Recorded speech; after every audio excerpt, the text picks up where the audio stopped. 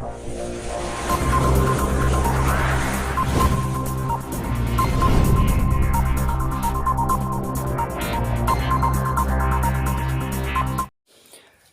दोस्तों, RP educational classes में एक बार आपका पुनः स्वागत है। दोस्तों, हम लोग जीके के अंतर्गत मुगल काल के बारे में पढ़ रहे हैं। जैसा कि पता है, मुगल काल 1526 से 1858 ईस्वी तक रहा है। दोस्तों, मुगल काल में सबसे पहले हम बाबर के बारे में पढ़े थे, उसके बाद हुमायूं के बारे में पढ़े थे। आज हम पढ़ेंगे दोस्तों अकबर के बारे में, यानी अकबर के बारे में हम पढ़ेंगे। तो दोस्तों, हम लोग शुरू करते हैं। सबसे पहले देख लेते हैं कि अकबर का जन्म कब हुआ था। तो दोस्तों, अकबर का जन्म हुआ था 15 अक्टूबर 1542 ईस्वी में। कब हुआ दोस्तों? 15 अक्टूबर 1542 ईस्वी में। कहा हुआ था? आमेरकोट के दुर्ग में हुआ था दोस्तों। अब ये आमेरकोट का दुर्ग कहाँ है दोस्तों? आमेरकोट का दुर्ग है सिंध प्रांत में। कहाँ है? सिंध प्रांत में। अब ये दोस्तों सिंध प्रांत कहाँ है? आधुनिक पाकिस्तान में ही क्या है? सिंध प्रांत। और सिंध प्रांत में ही आमेरकोट का दुर्ग है। वहीं पर 15 अक्टूबर 1542 ईस्वी में अकबर का जन्म हुआ था। जब हुमायूं और शेर शाह सूरी के मध्य 1540 ईस्वी में बिलग्राम का युद्ध हुआ था, और उस युद्ध में हुमायूं को जान बचाकर भागना पड़ा था। और उस दौरान वहां के शासक, आमेरकोट के शासक यानी राणा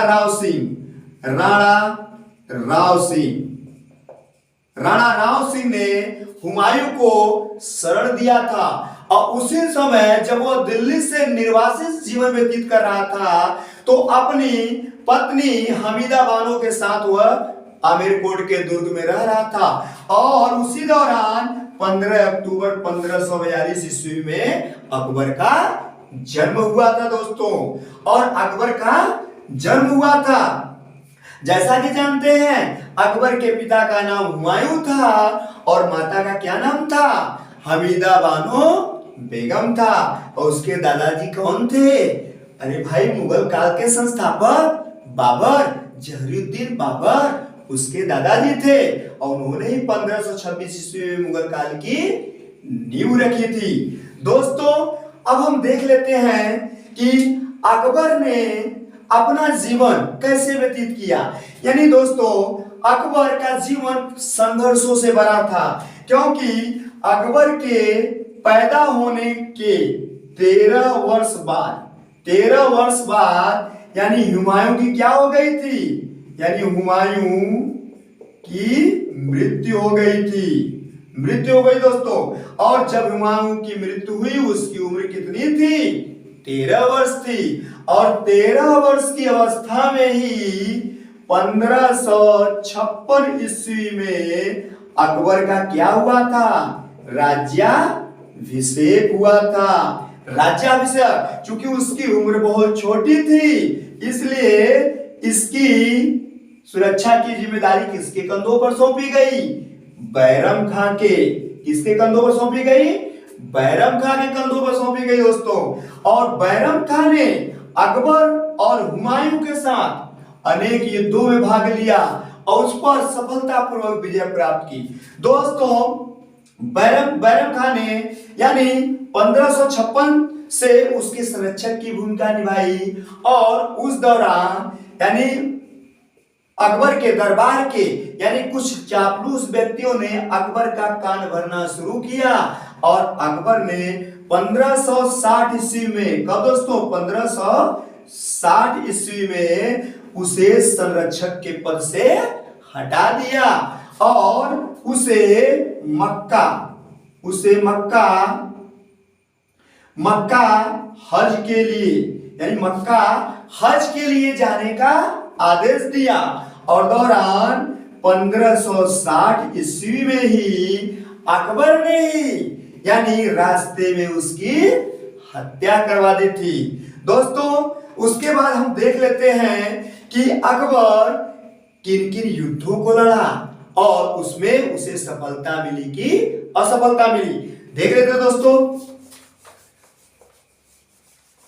अकबर कितने युद्ध लड़ा था और उसमें क्या उसे हासिल हुआ था। दोस्तों अब उसके युद्ध उसे लड़ा था, इसको हम ट्रिक के माध्यम से देख लेते हैं। दोस्तों बहुत ही आसान ट्रिक है, यानी बहुत ही आसान ट्रिक से हम इसके युद्धों को देख लेते हैं। जैसे ट्रिक, अब यहाँ ट्रिक है, जैसे कहा हेमा, हेमा अरे भाई एक लड़की है, लड़की का नाम है, अरे लड़की भी हो सकता है लड़का भी हो सकता है।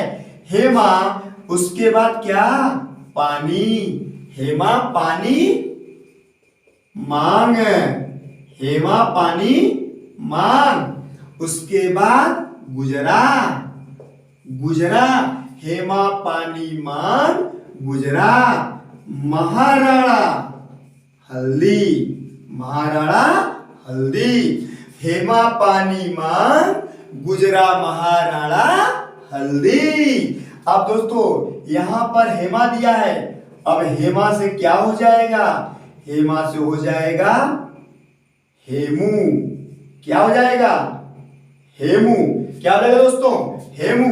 और यहां दिया है पानी, पानी से क्या हो जाएगा, पानीपत, पानीपत। अब दोस्तों यानी पानीपत का जो दूसरा युद्ध था वो 1556 ईस्वी में अकबर और हेमू के मध्य लड़ा गया था। क्योंकि जब अकबर को यह एहसास था कि हम बिना सूरी वंश का अंत किए हम सुकून से शासन नहीं कर सकते हैं, तो उसने सिकंदर सूरी को पराजित करने के लिए पंजाब की ओर कूच किया और इसका फायदा उठाकर हिंदू शासक हेमू ने दिल्ली पर आक्रमण करके अधिकार कर लिया और अपने आप को राजा घोषित कर दिया। उसके बाद 1556 ईस्वी में पानीपत के मैदान में भयंकर युद्ध हुआ जिसमें हेमू को हार का सामना करना पड़ा। दोस्तों कहा हेमा से हेमू हो गया, हेमा से हेमू और पानी से पानीपत हो गया, पानीपत का दूसरा युद्ध। उसके बाद दोस्तों कहा है मांग, तो मांग से हो जाएगा मालवा, क्या हो जाएगा दोस्तों, मालवा, क्या हो जाएगा, मालवा। अब मालवा का युद्ध किसके किसके मध्य हुआ था दोस्तों, मालवा के युद्ध यानी मालवा के शासक यानी मालवा के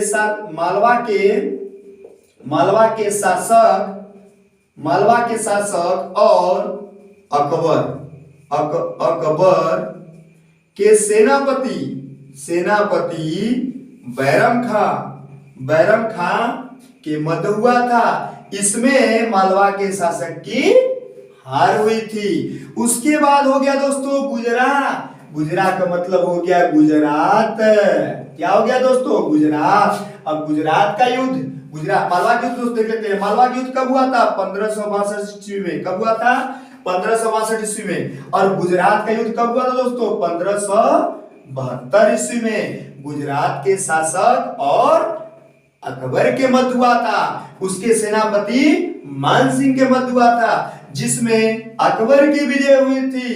और दोस्तों इसके बाद दिया है महाराणा, तो महाराणा से क्या हो जाएगा, महाराणा से हो गया दोस्तों महाराणा प्रताप, क्या हो गया, महाराणा प्रताप। उसके बाद हल्दी, हल्दी से हो गया दोस्तों हल्दी घाटी, हल्दी घाटी।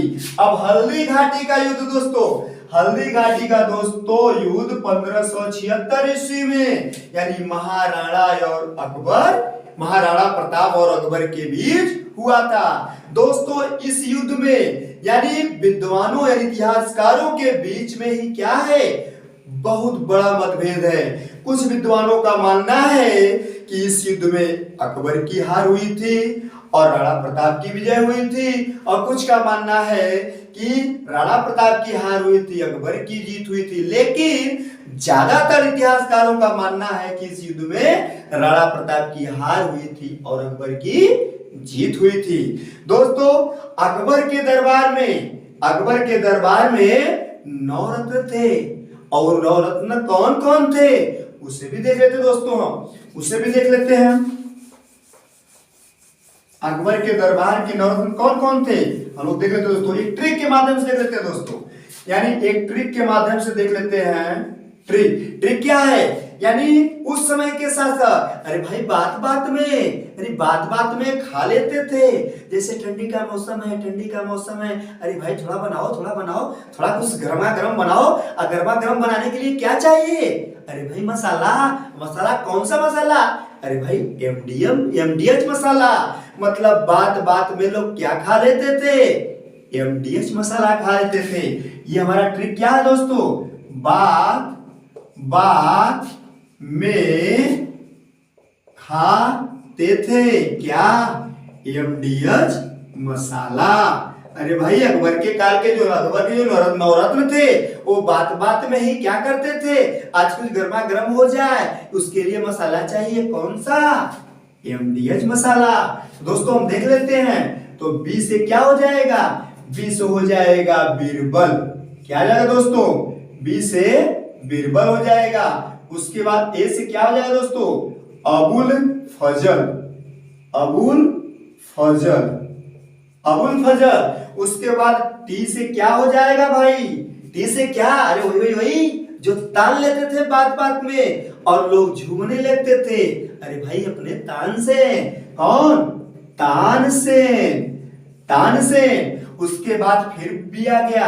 अब यहाँ बी से क्या हो जाएगा भाई, बी से हो जाएगा हमारा दोस्तों, यहाँ पर दिया है भगवान दास। क्या दिया है, भगवान दास। बी से क्या हो जाएंगे, भगवान दास। उसके बाद यहाँ पर आ गए भाई, वही कौन, अरे अपने खाना अब्दुल रहीम खाना, यानी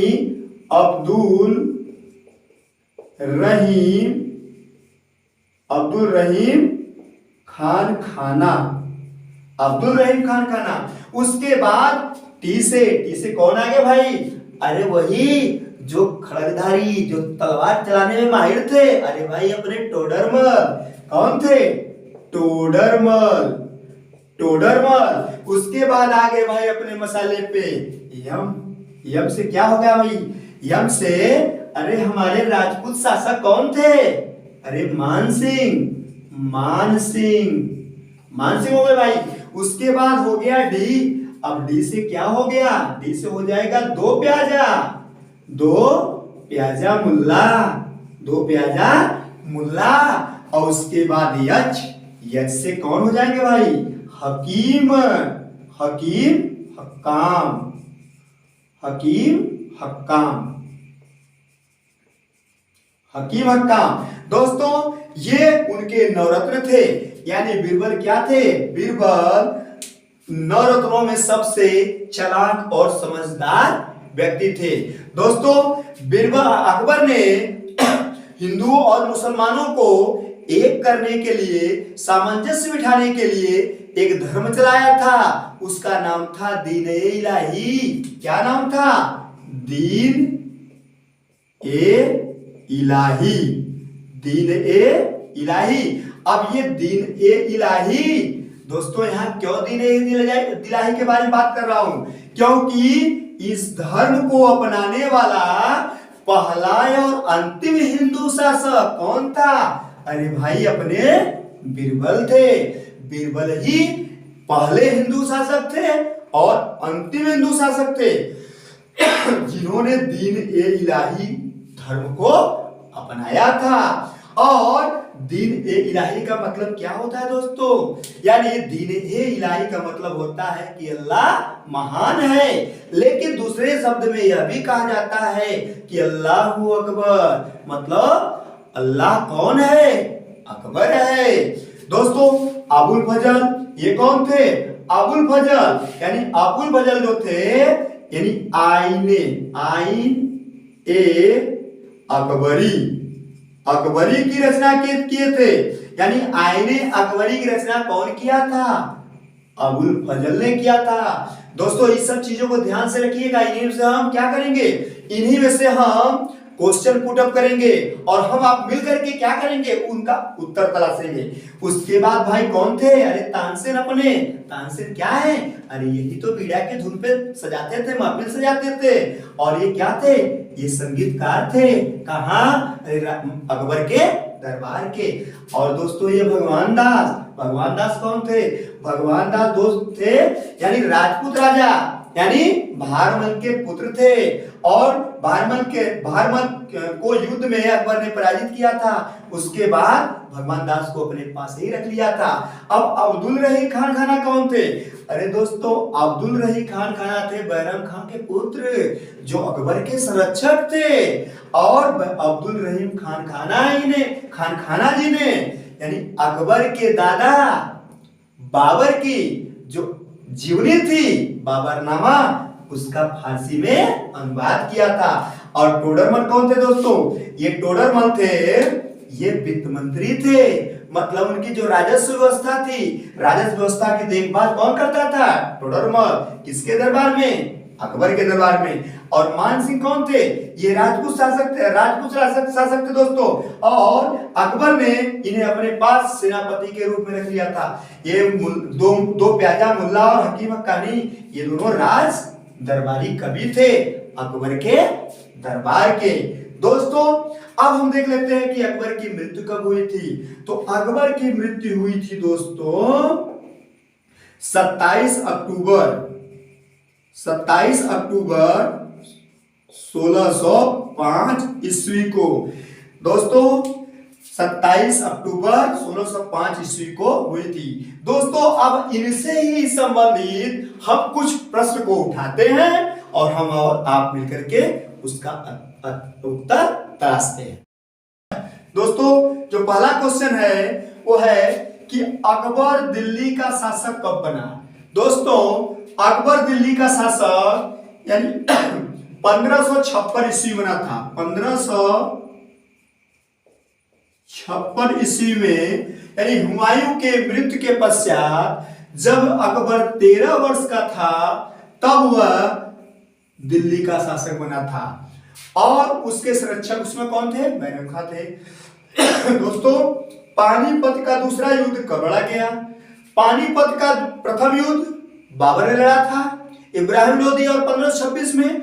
और दूसरा युद्ध कब लड़ा गया, 1556 ईस्वी में लड़ा गया। किसके किसके भी, ये लड़ा गया था यानी हिंदू राजा हेमू और अकबर के मध्य। और इस युद्ध में अकबर की विजय हुई। क्यों, क्योंकि जब पंजाब की ओर सिकंदर शाह सूरी से युद्ध के लिए अकबर रवाना हुआ, उसका फायदा उठाकर हेमू ने अपने आप को दिल्ली का स्वतंत्र राजा घोषित कर लिया था। उसके परिणाम स्वरूप 1556 ईस्वी में युद्ध हुआ और इस युद्ध में अकबर की विजय हुई थी।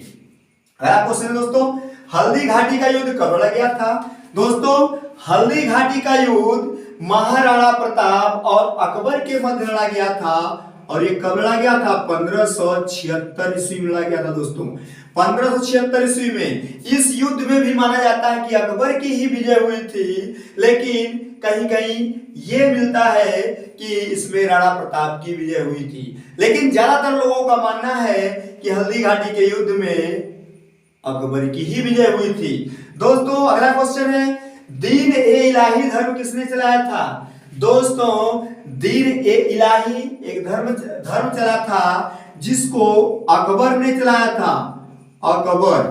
जिसको अकबर ने चलाया था। और इस धर्म का उद्देश्य था यानी हिंदू और मुस्लिम एकता को बनाकर रखना, यानी जो उनके बीच सामंजस्य उसको बनाकर रखना। और दीन ए इलाही का अर्थ था यानी दो जो इतिहासकार है दो तरीके से मानते हैं। एक मानते हैं कि अल्लाह महान है, जबकि दूसरा तबका मानता है कि अल्लाह ही अकबर है। इसलिए दीन ए इलाही धर्म को चलाया गया था दोस्तों। लेकिन अकबर के मृत्यु के साथ ही इस धर्म का अंत भी हो गया था। अगला क्वेश्चन है, दीन ए इलाही धर्म को अपनाने वाला प्रथम और अंतिम हिंदू शासक कौन था। दोस्तों प्रथम और अंतिम हिंदू शासक बीरबल था। कौन था दोस्तों? बीरबल। बीरबल यानी दीन ए इलाही धर्म को प्रथम बार बीरबल ने अपनाया था और अंतिम बार किसने अपनाया था? बीरबल ने ही अपनाया था। लेकिन ये हिंदू शासक की बात हो रही है। अगला क्वेश्चन है, बुलंद दरवाजा किसने बनवाया था? दोस्तों बुलंद दरवाजा का निर्माण भी अकबर ने ही कराया था। अकबर, अब बुलंद दरवाजा का निर्माण कहाँ हुआ है? फतेहपुर सीकरी में। और फतेहपुर सीकरी में किसके उपलक्ष्य में करवाया गया था? जब अकबर ने गुजरात विजय प्राप्त की, उसके उपलक्ष्य में फतेहपुर सीकरी में बुलंद दरवाजा का निर्माण कराया गया था। अगला क्वेश्चन है कि अकबर के दरबार के संगीतकार कौन थे? अरे भाई, अकबर के दरबार के संगीतकार अपने वही दो बीड़ा पे तानछेड़ देते थे, अपने तानसेन। कौन थे? तानसेन थे, तानसेन। और उसके बाद अगला क्वेश्चन है कि अकबर का संरक्षक कौन था? अकबर का संरक्षक था दोस्तों बैरम खां। कौन था? बैरम खां। बैरम खां अकबर और हुमायूं के साथ मिलकर अनेक युद्धों को लड़ा था, उसमें विजय प्राप्त की थी। लेकिन 1560 ईस्वी में अकबर ने इसे अपने संरक्षक पद से हटा दिया और इसे हज जाने का आदेश दिया और रास्ते में ही इसकी हत्या करवा दी थी। और बैरम खां की मृत्यु कब हुई दोस्तों? 1560 ईस्वी में। अब यहाँ पर दिया है कल्ला मीनार किसने बनवाया था? कल्ला मीनार, दोस्तों आप लोग अनेक मीनारों का नाम सुना होगा, लेकिन ये कल्ला मीनार पहली बार, ये आप लोगों के लिए एक बहुत ही इंपॉर्टेंट क्वेश्चन लाया हूं दोस्तों। कल्ला मीनार, कल्ला मीनार था, इसको बनवाया था बैरम खां ने। किसने बनवाया था? बैरम खां ने बनवाया था। दोस्तों कहा जाता है कि जब गुजरात के युद्ध में चारों तरफ से मुगल सैनिक घिर गए थे, उस समय पूरे बहादुरी के साथ यानी अकबर के 40 सैनिकों ने दुर्ग के अंदर प्रवेश करके उसमें क्या क्या किया था? उस पर अधिकार कर लिया था। और उस 40 सैनिकों का नेतृत्व कौन कर रहा था? बैरम खां ही कर रहा था। दोस्तों अगला क्वेश्चन है, जजिया कर किसने समाप्त किया था? दोस्तों जजिया कर अकबर ने समाप्त किया था। अकबर ने समाप्त किया था। दोस्तों जजिया कर हिंदू तीर्थ स्थानों पर, यानी जो हिंदुओं के जो तीर्थ स्थल होते थे उन पर कर लगाया गया था, जिससे लोगों को बहुत तकलीफ होती थी। और इस तकलीफ को देखते हुए अकबर ने इस कर को समाप्त कर दिया था।